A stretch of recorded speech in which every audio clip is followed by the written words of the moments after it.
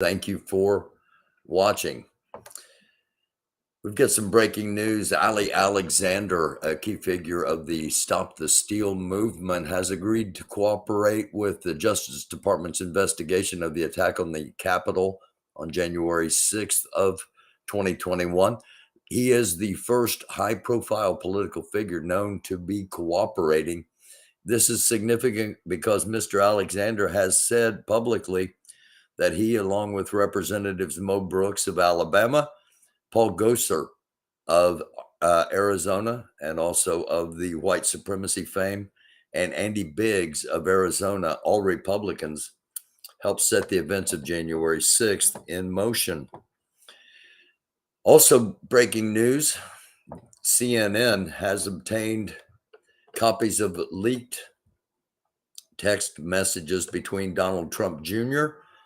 and Mark Meadows, chief of staff of President Donald Trump, who was president at that time. The tweet, or text rather, quote, "It's very simple. We have multiple paths. We control them all. We have operational control. We have total leverage. We have moral high ground. POTUS must start the second term now." That was Don Jr., one of Don Jr.'s texts leading up to the January 6th riot and attempted coup. And again, that is a CNN exclusive. Check CNN out for more details on more of those texts. I want to share a video with you.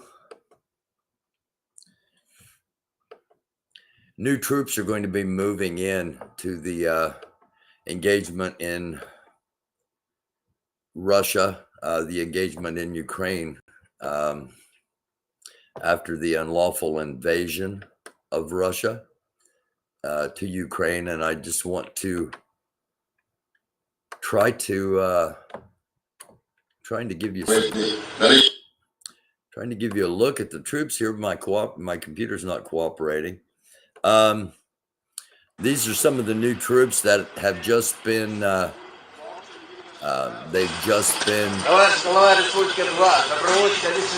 drafted, for lack of a better word, called up, conscripted is the word I was looking for. Здравствуйте, товарищи! Уважаемые земляки, вы сильные и мужественные люди, достойные наследия. And the reason I'm showing you this primarily is just because of the equipment they've been issued. Боевой славы своих предков, добровольцы Великой Отечественной войны. Дорогие друзья, желаю вам удачи, берегите себя, возвращайтесь. This is one of the poorest regions in all of Russia that these troops are coming from, or going to be coming from, heading to the front line. Сегодня мы поддерживаем нашего верховного главнокомандующего, нашего президента, его решение проведения специальной военной операции и уничтожения фашизма, который породил Запад. Сегодня мы видим, сколько у нас на самом деле врагов, предателей, но это все осветляет то, что сегодня. So that gives you an idea.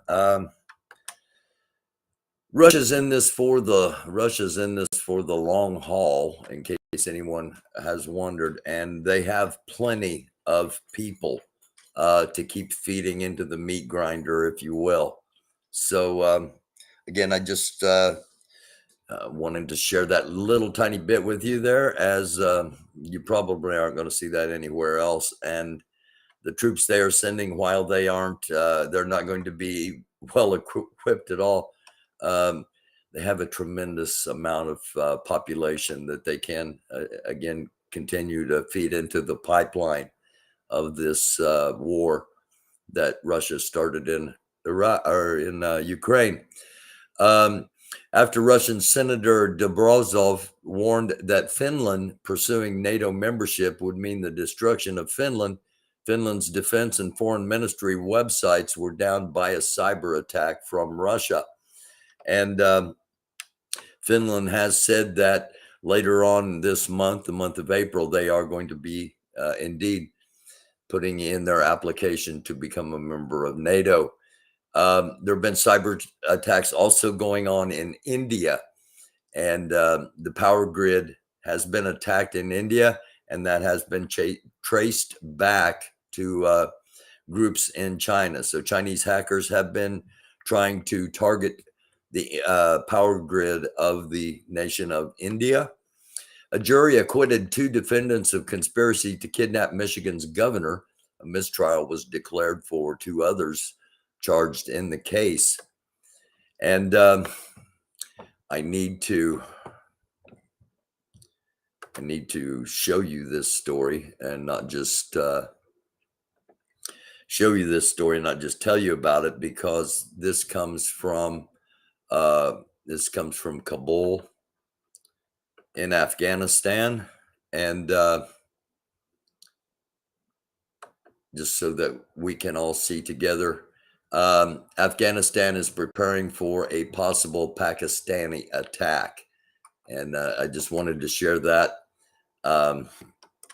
We'll kind of wrap it all up here in just a couple of minutes when we go to the map, and I kind of tie all of this together, if you will. But nonetheless, some very concerning news as this potential development kind of piles on to everything else that's going on in and around the region.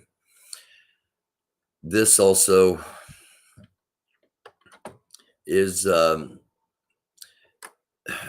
most of the people on the internet are making fun of this video. Нельзя было However, делиться this is борщом. Ну one that нельзя, он должен был принадлежать только... that is very concerning to me, and I'll tell you why after we watch. Ну и все, что связано было, с, как я уже сказала, с этникой, с культурой в первую очередь. Даже книги по кулинарии, а они тоже запрещались. Почему? Потому что нельзя было делиться борщом. Ну нельзя, он должен был принадлежать только кому-то одному. Вот только кому-то одному, какому-то одному народу, одной национальности. А так, чтобы он был общий, и чтобы в каждом городе или в каждом регионе каждая хозяйка могла приготовить его по-своему, нет. На компромиссы идти не хотят. Так это и есть то, о чем мы говорим: ксенофобия, нацизм, экстремизм во всех видах. Ну и все. Okay, I'll explain why this is so concerning to me. She is the spokesperson for the foreign minister of Russia, and she's drunk. She's admitting here in the very beginning that there is indeed genocide going on in Ukraine. Everything was connected with ethnicity and culture in the first place. She goes on to explain that borscht, which is a soup, is one of the reasons that Russia invaded Ukraine. I'm not making all of this up. It's just so incredibly bizarre. And Carl, who sent it to me, wondered, he says, it looks like they are beginning to lose it completely at the foreign ministry of Russia. So I clicked off of that, and I'm going to show you this one just so that you'll know I'm not just making this up. Things are getting ugly, as you might expect if you watched this program before. Virginia GOP official calls Biden's Pentagon chief a stinking N-word and calls for a good public lynching. I'm not even going to give this guy any publicity by telling you who he is. You can look him up if you want to. I would recommend knowing who he was if I were in the Black community specifically. But this comes from WAVY. That's where you can see that story. Нацификации, где критерии Once again, оценки, где должна we do this quite often on here. We show you what's going on in Russia. I don't know if anybody else is doing that as part of their newscasts.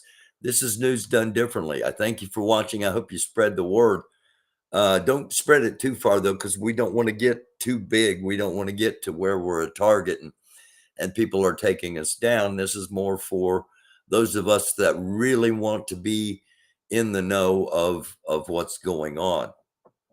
Мне, например, до сегодняшнего дня непонятно, когда стоит вопрос о денацификации, где критерии оценки, где должна остановиться денацификация. Ликвидация батальона Азов. Этого достаточно для того, чтобы сказать? Нет. А режим Зеленского вы называете нацистским. Он должен быть что? Что с ним должно произойти?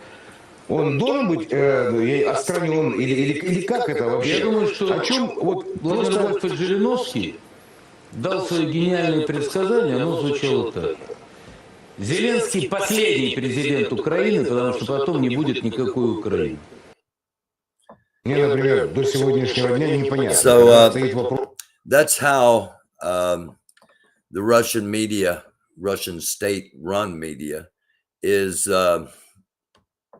So he's looking at things. They are looking at things as the total destruction of Ukraine is the only option, and it is just a stepping stone. I've been saying this since before all of this officially kicked off. That this is not about. This is not. It's solely about Ukraine at the moment, but the big plan is not about Ukraine. And I'm sticking to what I've been saying. I really hope I'm wrong.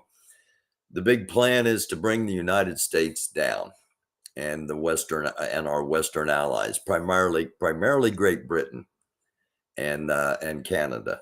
So I'm going to talk about that in a couple of minutes. This is from the Ukrainian side now. Щодоби українськими військовими знищується з десяток бронетехніки та багато живої сили противника. Я хочу, щоб вся Україна пишалася героїчною боротьбою захисників міста, розповідали це на весь світ. Я наголошую на тому, що Путіну потрібен Маріуполь для того, щоб показати слабкість нашої держави. Я наголошую на тому, що Путіну потрібен Маріуполь, щоб створити сухопутний коридор в Кримі. Я наголошую на тому, що Путіну потрібен Маріуполь, щоб приховати справжні цифри жертв серед цивільного. That again is Ukrainian National Guard Deputy Commander explaining what's happening in Mariupol and why it is so needed. Earlier this morning, a ballistic missile struck Kramatorsk train station. Over 50 people dead, hundreds wounded, 5 children killed. And on the missile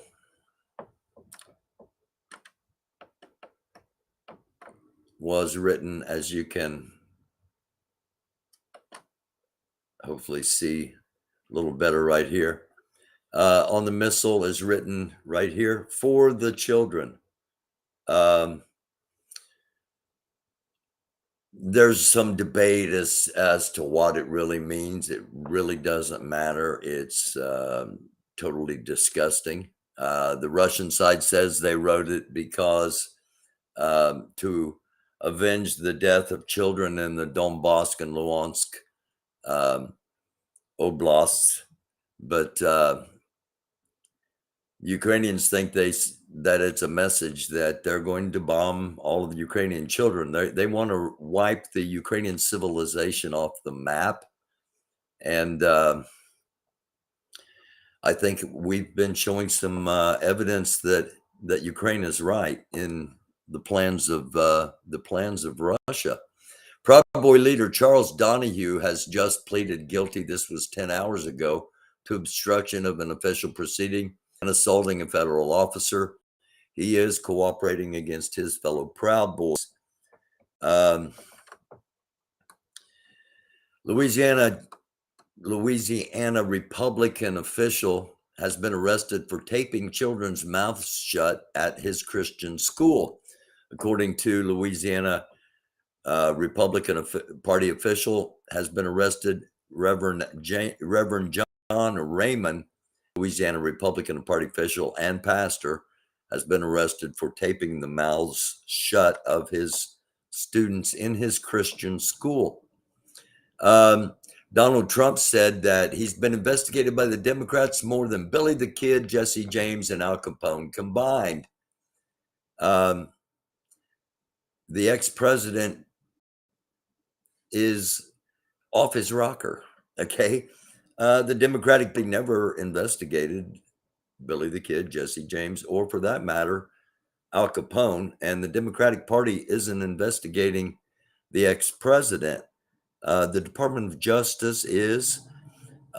New York prosecutors are state prosecutors, as well as other federal prosecutors and other state prosecutors. So it's not a party that's coming after you, ex-President Trump. It's America. Just so you're clear, we know the battle lines are being drawn. Every single House Judiciary Committee Republican votes against the bill to fight domestic terrorism. Let me repeat that. Every single House Judiciary Committee Republican votes against the bill to fight domestic terrorism, right-wing extremism. There is enough money in the budget to make sure and monitor the Black community. Okay, just so we're clear on that. This is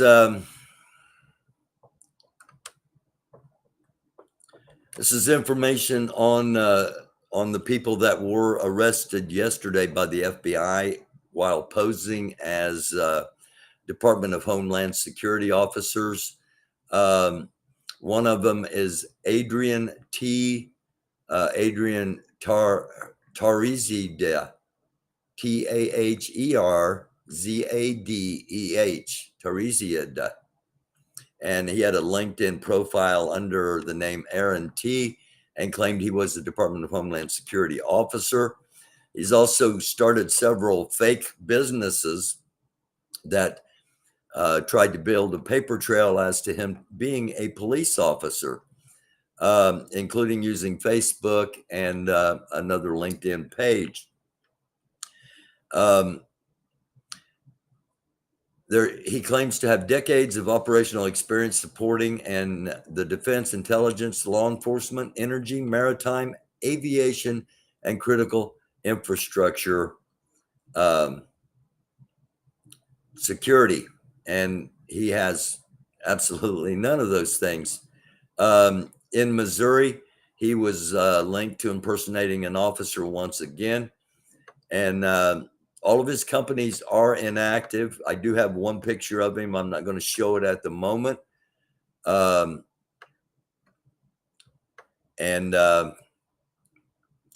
Basically,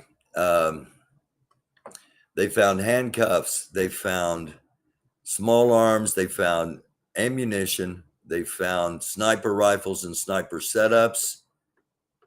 They found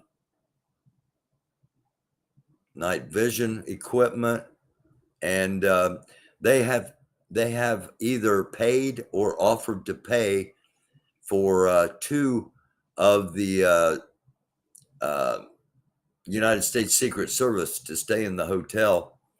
One of them was $4,800 a month, and the other was $4,200 a month. It's unclear whether those Secret Service agents, one of which was connected to Jill Biden's detail. It's unclear whether those payments came in cash or were paid directly to the apartment. A lot of information coming out on this, and there's going to be a lot more to come. I have to show you this so you can see it for yourself, because you just can't. some of this stuff, it just seems like there's absolutely no way that this could all be coming together. Osama bin Laden, his niece praises Marjorie Taylor Greene and Matt Gaetz. So Osama bin Laden's niece praises Marjorie Taylor Greene and Matt Gaetz, according to Noor bin Laden. The politicians, alongside Senator Ron Johnson, are the only ones defending the patriots who stormed the January 6th congressional riot. And finally, the lone Republican that stood up and recognized an historic day yesterday was Mitt Romney. When the votes were finally cast, Rand Paul was a dick and didn't show up for the vote until late. So he held the vote open so he could draw all attention to himself. Rand Paul's a dick. As soon as that vote was cast, all of the Republicans left. Now, I got to say, Bernie Sanders left as soon as he cast his vote, which I found quite troubling. But nonetheless, it's Mitt Romney, the only Republican who stayed and indeed applauded a very accomplished person that had just been named to the Supreme Court. I can't play that, but I recommend you look up Stephen Colbert from April 7th, and just Google Stephen Colbert April 7th. What the heck? I'm going to go ahead and play it because I think it's bleeped, and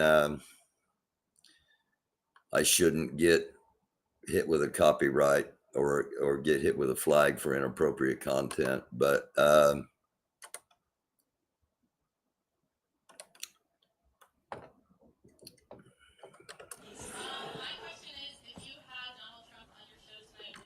me see if I can get this turned up all the way.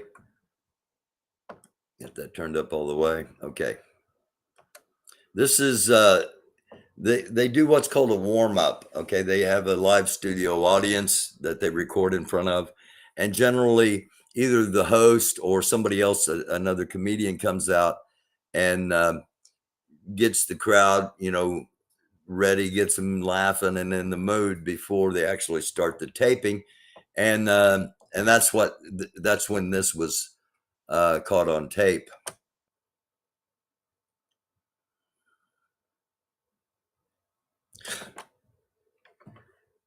You just saw me go over here and turn that up, and somehow it got turned down. So, hi, college students.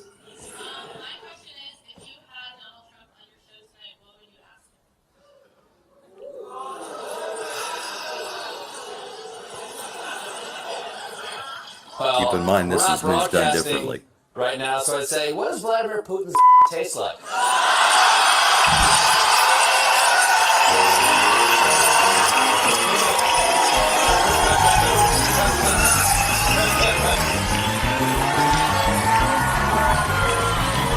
Okay. Those of you watching live right now, this is crazy. My microphone just flew off my table and broke on the floor. This is weird. I didn't bump it. I didn't knock it. It just flew off the table and broke. Great. Wow. Was not anticipating that happening, and was not anticipating the computer turning down somehow by itself. Anyway, those of you watching live, you may be the only ones that see that may have to get cut out for the reruns, because it is owned by CBS, who's owned by who knows who now. And anyway, so we're going to wrap up here with a relatively short report, shorter than a lot, and that's intentional. That's so that people can, the people that can watch the replay, if you will. a lot going on in the world. And here's Ukraine, here's Russia, Kazakhstan, Kyrgyzstan, Turkmenistan, Turkmenistan, which is right here. All of them have ordered all of their citizens out of Belarus, an emergency order for all their citizens to leave Belarus, which is right here just above Ukraine. And Belarus is at the moment a puppet government of Russia. The citizens of Belarus are not happy about this. There is talk of a potential coup going on inside Belarus. Belarus is one of the main barriers to Poland. So if something happens in Belarus this weekend, which I have a feeling it will, something, it may not be a coup, but something's going to happen in the next 48 hours in Belarus that draws international attention. My anticipation is that they do attempt a coup in Belarus. If the coup is successful, Russia will invade Belarus and just basically take it as its own territory. That could get pretty messy for both Russia and Belarus.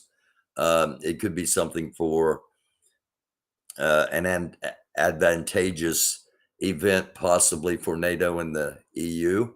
However, my other concern tonight not only is it that and the reason I'm concerned about these people, these countries bringing their people back from Belarus, is because these countries are all part of what was the Soviet Union. So I imagine somebody in the Russian government has tipped them off that something's going to go down in Belarus.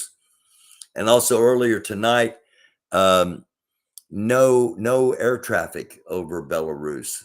I'm not sure what it's like at the moment, but earlier there was, and normally you've got commercial aircraft going from this part of Europe, going across Belarus to Moscow, which is about right there. But most of the night there has been either none or incredibly limited air traffic over Belarus. So we're just going to keep an eye on Belarus. And again, don't be surprised if in 48 hours something happens coming out of Belarus. Now, we here in the United States are fairly dependent upon NATO and the European Union remaining strong to stand up against Russia.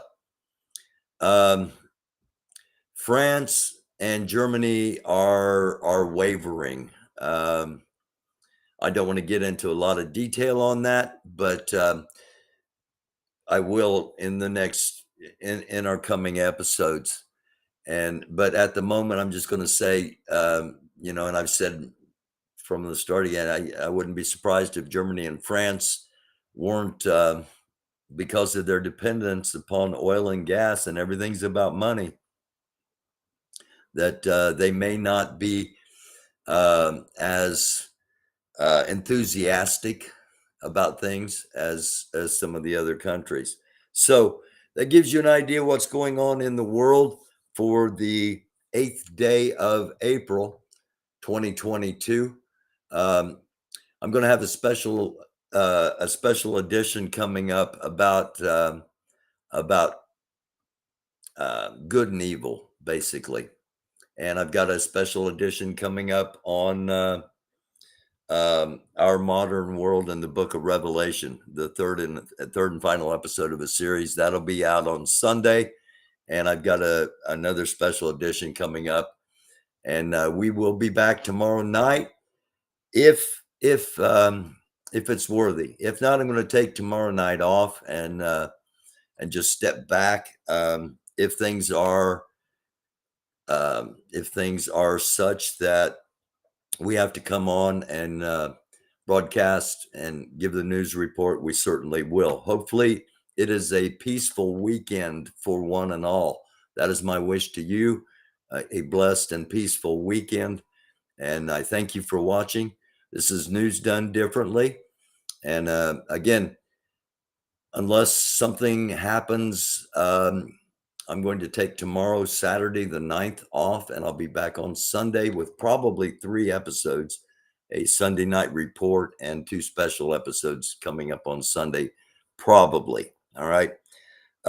Hey, again, thank you for watching. I don't have a PayPal account other than to pay my rent because of the structure of their organization and who makes money off of their organization. But I do have a Cash App. So if you'd like to help support the show, $ Cash App, Cash App, use $ American Doofus, $ AMERICANDUFUS. There are links to buy the books in the description. Please consider doing that, especially the last book, which is the first of an upcoming series. And, you know,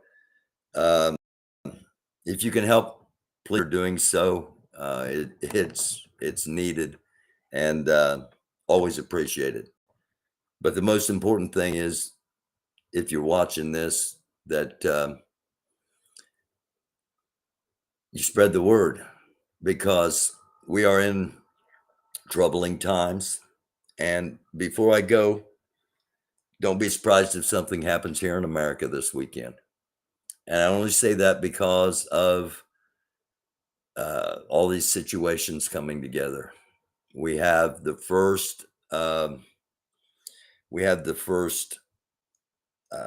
person from January 6th earlier this week that had been acquitted, that was found not guilty, which is going to give hope to the white supremacists. We have the 2 people that have been found not guilty in attempting to, or in conspiring to, kidnap the governor of Michigan. We have a Republican official in Virginia saying that the U.S. Army Chief of Staff is a stinking N-word and that should be lynched. And if that's not inciting enough to all of the white supremacists, we just selected the first Black female Supreme Court justice. So as the weekend approaches, don't be surprised if things don't kick off in a lot of areas. I hope I'm wrong, because I really would like to take tomorrow night off. But there's too much hate in the world. And we should work on being human beings. And the way to do that is simply be human. Human being, be human. I love you all, sincerely. Thank you for the way to the end. Wish you nothing but a blessed weekend. Shalom, salam, namaste. Blessings to each and every one of you in the Christian faith. And I love you. Peace. It's News Done Differently.